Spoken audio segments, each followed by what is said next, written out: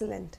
Prime Minister of New Zealand, Christopher Luxon, has made a statement via his social media platform X, stating that they said that they would secure a free trade agreement with India in their first term and that they have delivered on that promise.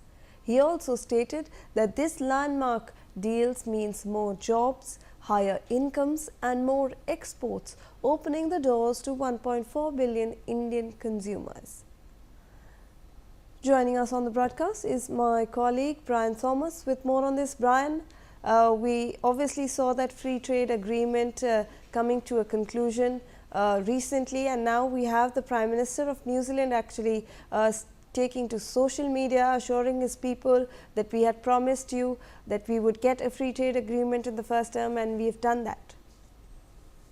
Yes, New Zealand Prime Minister Christopher Luxon has announced the successful conclusion of the FTA, with India describing it as a major milestone for his government.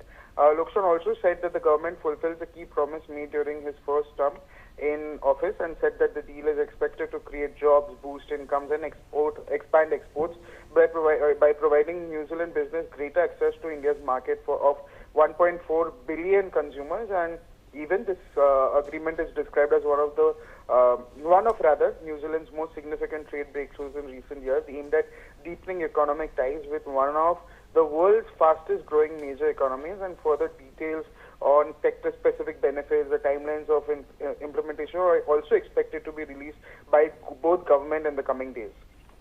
Brian, could you also help us understand some of the features of that free trade agreement that we have signed regarding fruits, etc.?